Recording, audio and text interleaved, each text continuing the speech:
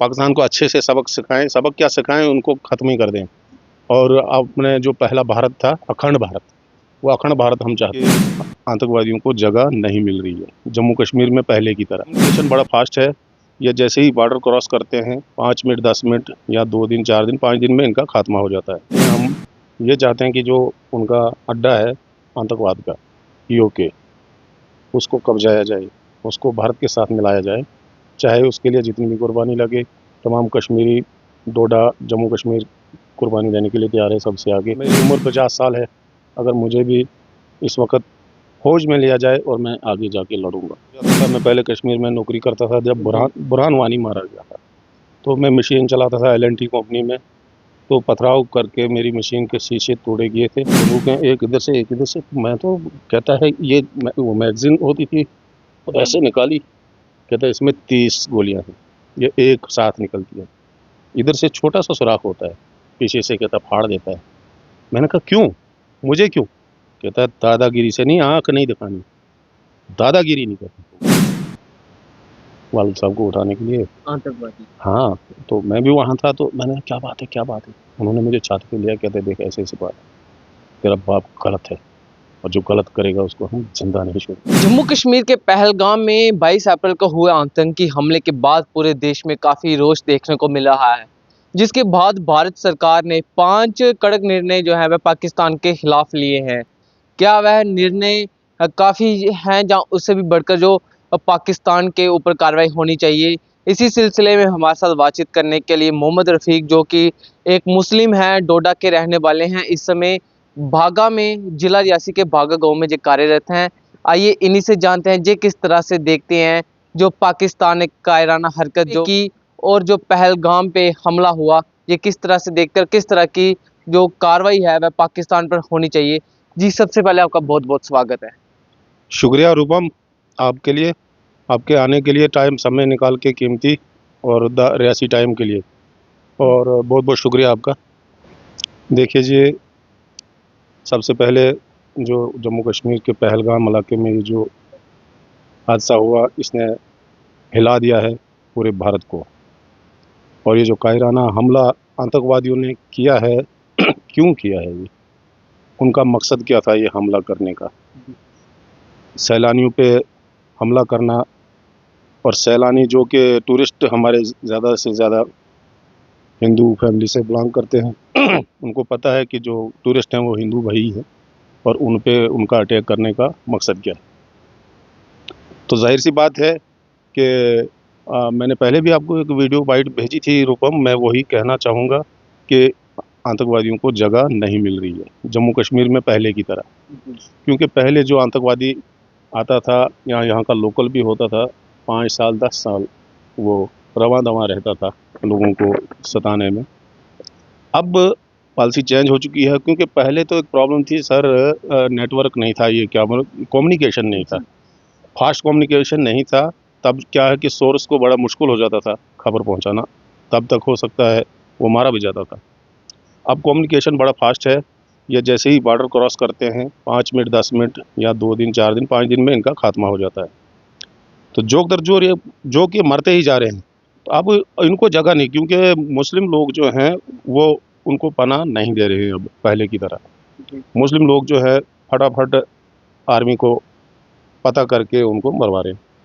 अब उन्होंने सोचा कि अब मुस्लिम लोग पनाह नहीं दे रहे हैं, अब कश्मीर में भी वही हाल हो रहा है, तो हम क्यों ना ये काम करें, ताकि पूरे भारत में एक क्या बोलते हैं नैरेटिव सेट किया जाए मुसलमानों के खिलाफ, और मुसलमान अपने आप हमारे साथ हो जाएंगे।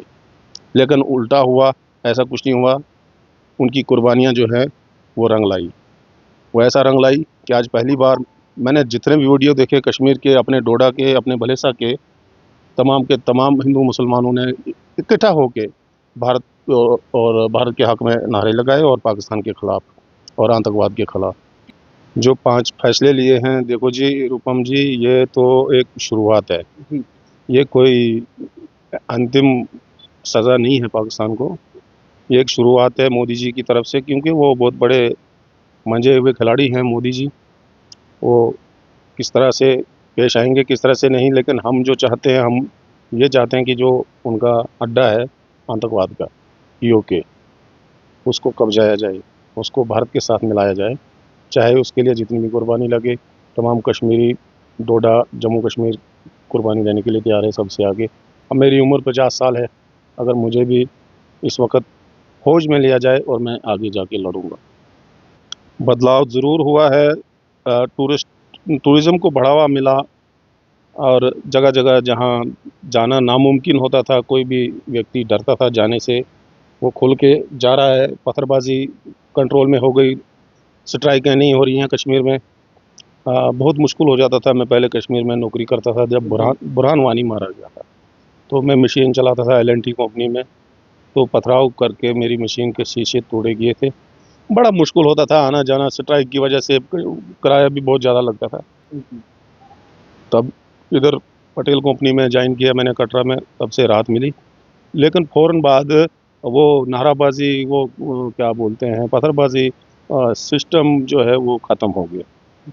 वहीं हम आपकी शिक्षा के समय की बात करें, जब आपकी शिक्षा होती थी, उस समय कैसा माहौल रहता था वहाँ का? शिक्षा ऐसे मेरी ख़त्म हो गई आतंकवाद की बदौलत, और आतंकवाद ने हमें बहुत मारा।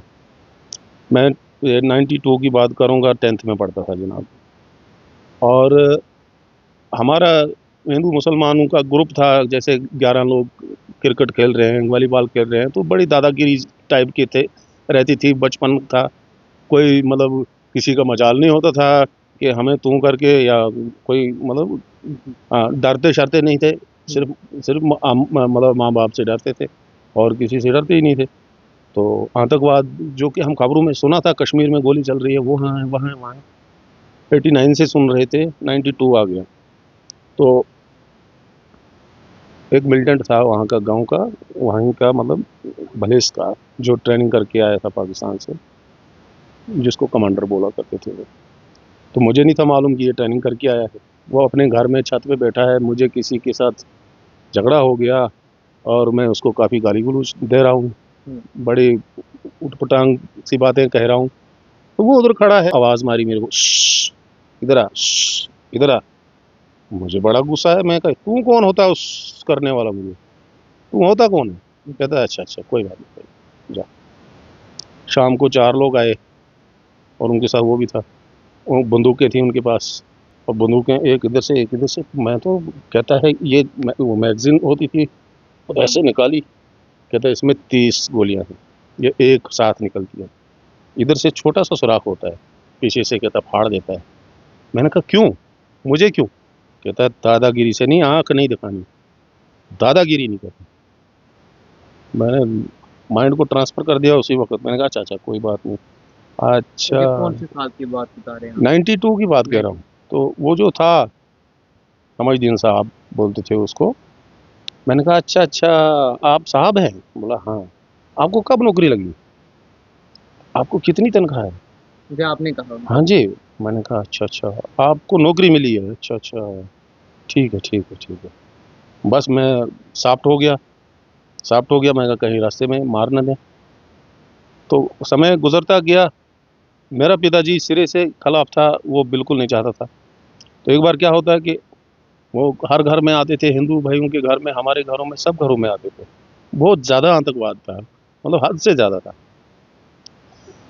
तो पिताजी ने उनको बड़े प्यार से बोला, देखो, ये जम्मू कश्मीर जो है, ये तुम्हारी बस में नहीं है हिंदुस्तान से छुड़ाना। हिंदुस्तान बहुत बड़ी पावर है, बहुत बड़ी फौज है, ये पाकिस्तान की ज़रूरत नहीं है, तो तुम्हारी ज़रूरत कहाँ से होगी? क्यों मरवा रही हो अपने आप को? अगर ठीक है तो फिर ये खुलेआम मत चलो। हमारा हिंदू भाई रहता है, या हमारा भाईचारे में प्रॉब्लम पड़ेगा, वो डरता है बेचारा। ठीक है, हिंदू भाई डरता है बेचारा, वो हमारे भाईचारे में प्रॉब्लम पड़ेगी। बोला, हाँ हाँ ठीक है।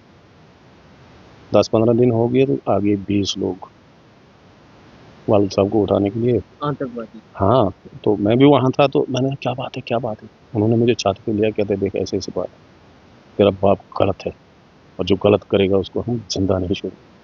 ओ, मैंने कहा, छोड़ो जी, क्या बात है, ये बुढ़ा आदमी है, सियाना आदमी, इनको थोड़ी, इनको मैं हूँ ना, कमाल बात है, हैं? मैं हूँ, मैं जिम्मेवार हूँ आज के बाद। बोला, ठीक है। मैं कहा, आज के बाद वालिद साहब कुछ बोलेगा, मैं बोलूँगा, शरत रही। बस मैंने मुंह बंद कर दिया। वालिद साहब को बोला, मैंने कहा, जो दिल में है वो ज़बान भी मत ला। जो ही आतंकवाद के खिलाफ बोलता था उसी की धुलाई होती थी, उसी को मार देते थे। तो चाचा मेरा था बड़ा निडर, उसका नाम था गुलाम हुसैन शेख। तो उसने बोला मैं तुम्हारे ठुंडू से नहीं डरता हूँ। महीना हो गया, उठा लिया उसको और उसको काट दिया गर्दन।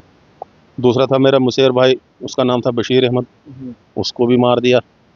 तीसरा था भांजा मेरा मोहम्मद असगर जरगर, वो एसओजी में था। हाँ, तो वो ड्यूटी जा रहा था, तो उसको रास्ते में गोली मारी। तो मैं ये कह रहा हूँ कि हम भी बहुत मारे गए हैं आतंकवाद से, तो हम बहुत तंग हैं। आज पहली बार लोगों ने खुलेआम, जो डरते थे उस टाइम क्योंकि डर था कि वो मार देंगे, इसलिए नहीं बोलते थे। ऐसी बात नहीं है कि सब मुसलमान आतंकवाद के हक में, बिल्कुल नहीं। कितना बदला हुआ जम्मू कश्मीर को देखते हो आप? देखो जी, बदला नहीं होता तो आज हम ही खोलम खोला पाकिस्तान मुर्दाबाद नहीं कह पाते। जी। तो बदला तो है ही। आतंकवाद लगभग 99% खत्म है, 1% बाकी है। पाकिस्तान को कहता हूं मैं कि संभल जाए, गलतफहमी में है वो सोचता है कि आज भारत के पास इंदिरा गांधी नहीं है। वो भूल जाएं कि आज भारत के पास मोदी है, कुछ भी हो सकता है। तो यही है कि पाकिस्तान को अच्छे से सबक सिखाएं, सबक क्या सिखाएं, उनको खत्म ही कर दें। और अपने जो पहला भारत था, अखंड भारत, वो अखंड भारत हम चाहते हैं। रियासी टाइम्स को अपना कीमती समय देने के लिए बहुत बहुत धन्यवाद। Thank you.